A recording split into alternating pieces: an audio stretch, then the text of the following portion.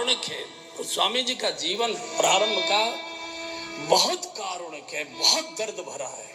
गोस्वामी जी अपने हाथ से जीवनी में लिख रहे हैं, मातु पिता जग जाई तजो, विधि न लिखी कछु भाल भलाई, नीच निरादर भोजन कादर, कूकर टूकर लागी ललाई, राम स्वभाव सुनो तुलसी, प्रभु सो कयो बारक पेट खलाई, स्वार्थ को परमार्थ को, रघुनाथ साहिब खोरी न लाई।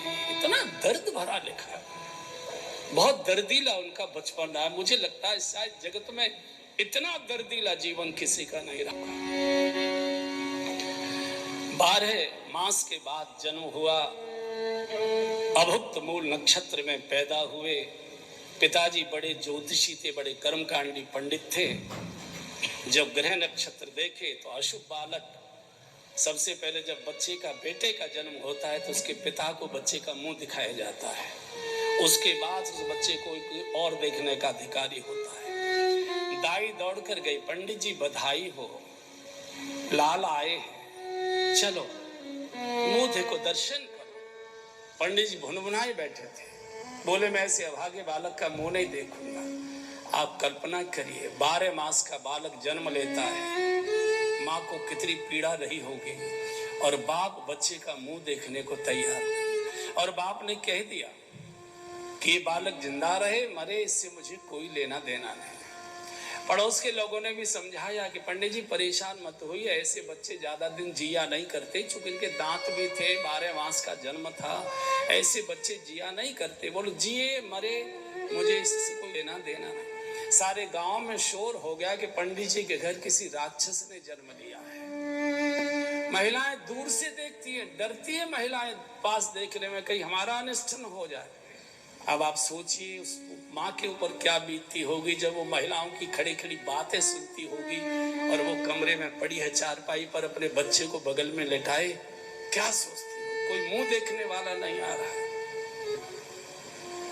संयोग ऐसा हुआ कि तीसरे दिन माँ की तबीयत बिगड़ने लगी, तुलसी की माँ की तबीयत बिगड़ने लगी, और लगा उनके मैं बच नहीं पाऊंगी।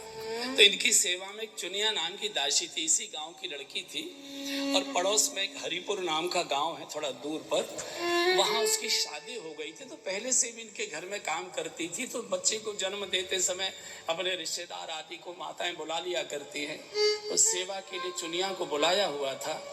रात्रि में जब बहुत ज्यादा तबीयत बिगड़ी तो चुनिया को पुकारा, चुनिया दौड़ कर आई, कहें माता जी। बोले बेटी मुझे तो अब लगता है मैं जिंदा नहीं रहूंगी, और मेरे मरते ही मेरा संस्कार ये बाद में करेंगे मेरे परिवार के लोग, पहले मेरे बच्चे को जिंदा यमुना जी में फेंक देंगे। और माँ छाती से लगाई पड़ी, मेरी प्रार्थना है तू मेरे बालक को ले जाए यहाँ से और अपनी ससुराल चल जा। इसी समय सवेरे दिन निकला, ये नहीं जाने देंगे, बच्चे को छीन लेंगे और यमुना जी में फेंक देंगे। मेरी ममता की चिंता कर। कड़े पहने थी, कड़े उतार के दे दिए, चेन पहनी थी माँ, चेन उतार के दिए, जो कुछ उसके पास था। बोले इसकी चिंता रखना।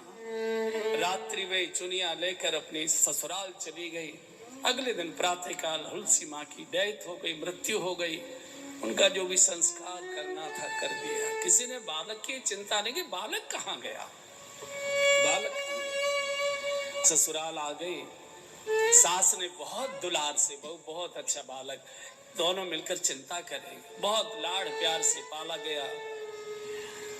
2.5-3 वर्ष का बालक हो गया, बैठने लगा, थोड़ा थोड़ा चलने लगा। एक दिन कंडे निकालने गई थी बिटोरा से चुनिया, नाग ने डस लिया, उसकी भी मौत हो गई। देखिए जन्म से प्रभु ने तुलसीदास जी की कितनी क्रूरता से परीक्षा ली।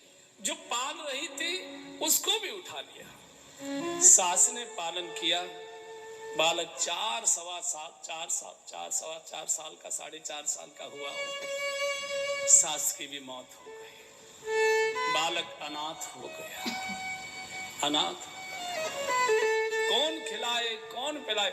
उस गांव में भी शोर हो गया, अभागा बालक है, बहुत अभागा है, जो पालता है उसी को खा लेता है, उसी को खा जाता है, उसी की मौत हो जाती है। देखो जिसने पाला, चुनिया की भी मौत हुई, उसकी सास की भी मौत हुई। अब कल्पना करो, एक सवा चार साल का, 4.5 साल का भूखा बालक बिलखता है, गली में जाता है, घर के सामने किसी के खड़ा होता है, ठीक से बोलना नहीं आता, पेट की कमीज उठाकर दिखाता है भूख लगी है, मुंह खोलकर ऐसे इशारे करता है भूख लगी है, द्वारों पर चढ़ता है, सीढ़ियों से माता धक्का मरवा देती है, बच्चों से नीचे गिराओ, अशुभ है, इसको आने नहीं देना, अनिष्ट हो जाएगा। बच्चे सीढ़ियों से धक्का मार देते, गली में गिरा देते, महिलाएं किवाड़े बंद कर लेती है। माताएं तो बड़े कोमल स्वभाव की होती है, अपना ही बालक नहीं किसी दूसरे बालक को भी भूखा प्यासा देखती है तो कुछ न कुछ देती हैं। इनको इतनी समझ नहीं है कि अनाथ बालक कोई तो नहीं है, कुछ तो खाएगा, कुछ तो इसको जीवित रहने के लिए, कोई तरस नहीं खाता है। बालक रोता है, द्वार द्वार गली गली। गोस्वामी जी ने लिखा है, बारे ते ललाट बिललाट द्वार द्वार दीन। मैं द्वारों पर जा जाकर दीनता से, बिललाट माने चीख चीख कर रोता था, रोटी रोटी, भूख लगी है, रोटी। पेट खोल के दिखाता है, मुंह खोल के दिखाता है, इशारे करता है। लोग कुत्तों को रोटी डाल देते, रात की बची हुई बासी रोटी इस भूखे बच्चे को नहीं देता। और माता इतनी क्रूर हो गई उस गांव की कि कुत्ते को भी डाल रही है तो दूर डालती है, इधर बच्चा इधर से आ रहा है उधर डालती है। गोस्वामी जी ने लिखा है कि कई बार कुत्ता भी दौड़ता था, मैं भी दौड़ता था, कुत्ते के मुंह में रोटी पड़ जाती थी, मैं भी पहुंचता रहा, छीन झपट्टा होता था, कुछ टुकड़े मेरे हाथ में आते थे, कुछ कुत्ते के हाथ में चले जाते थे। कैसा किसी को तरस आया बालक, भूखा बालक।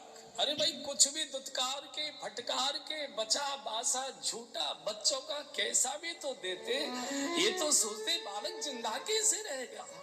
हमारा बालक दिन में 6 बार खा रहा है और इस बालक को कोई देने वाला नहीं है। भूखा प्यासा गलियों में मारे मारे घूमता है। मात पिता जग जाए तजो, विधिहून लिखी कछु भाल भला। नीच निरादर भोजन कादर, कूकर टूकर लाग ललाई। कुत्तों के टुकड़ों की तरह, जैसे कुत्ते टुकड़ों पर झपटते, मैं एक एक टुकड़े के लिए अपने गांव की गली में घुमा करता था। राम स्वभाव सुनो तुलसी। पता नहीं प्रभु प्रेरणा हुई क्या हुआ। गांव से निकलकर चलते चलते खेतों में पार होते, गांव के बाहर जो मंदिर होते हैं छोटे मोटे, एक मंदिर था बहुत पुराना सा गांव का, वहां जाके पड़ गया। वहां हनुमान जी की प्रतिमा थी और जाकर हनुमान जी के सामने पेट उघाड़ कर खड़ा हो गया। बारे ते ललाट बिललाट द्वार द्वार दीन जानत हूं। राम स्वभाव सुनो तुलसी, प्रभु सो क्यों बारक पेट खलाई। अपनी फटी कमीज ऊपर उठाकर हनुमान जी को दिखा दी। ऐसा हनुमान जी के दृश्य के बारे में गोस्वामी जी ने लिखा है कि जब मैंने अपना भूखा पेट दिखाया अपनी कमीज उगाड़ कर, तो हनुमान जी की आंखों से आंसू गिर पड़े। प्रतिमा रो पड़ी, पत्थर पिघल गया लेकिन मनुष्य नहीं पिघला, महिलाएं नहीं। किसी ने नहीं सोचा बालक कहाँ गया, क्या हुआ उसका, किसी को लेना नहीं। हनुमान जी की प्रेरणा रही होगी। मंगल और शनिवार को कुछ लोग चने डालने, वहां बंदर बहुत थे तो बंदरों को चने डालने आने लगे। तो देखिए इनकी क्रूरता, देखिए बालक के साथ कितने कितने क्रूर कठोर लोग हो गए उस समय कि जब चने डालते थे तो उनको लगता था ये बालक कहीं बंदर के चने न खाए, बंदरों को, तो 4 चने के दाने इसके हाथ में दे देते। गोस्वामी जी कहते हैं, जानत हूँ 4 फल 4 ही चनन को। मुझे ऐसा लगता था किसी ने धर्म अर्थ काम मोक्ष में चारों हाथ में दे दिए। बारे ते ललाट बिललाट द्वार द्वार दीन, जानत हूँ 4 फल 4 ही चनन को। बंदर इतना क्रूर होता है, वैसे तो मरे बच्चे को भी छाती से लगाए घूमता है, लेकिन आप कोई खाने की चीज डालें और उसका बच्चा उठा के खाए तो बंदरिया उसके मुंह में से निकाल देती है। लेकिन बंदर भी समझ गए ये बालक जगत का कल्याण करेगा। बंदर कुछ चने खाते, कुछ छोड़कर चले जाते कि बालक चनों से पेट भर लेगा। भूखा प्यासा हनुमान जी के चरणों में वही लेट जाता है, नींद आ जाती है। कई दिन हो गए, भगवान शिव का ध्यान गया। शंकर जी ने पार्वती जी को कहा, पार्वती जी माँ हो तुम, जगदम्बा हो, जगत माता हो, मेरा बालक भूखा बिलखता है, वो जगत का उद्धार करेगा, जगत को राम कथा सुनाएगा, आप उसको भोजन कराओ, उसके प्राण बचाओ।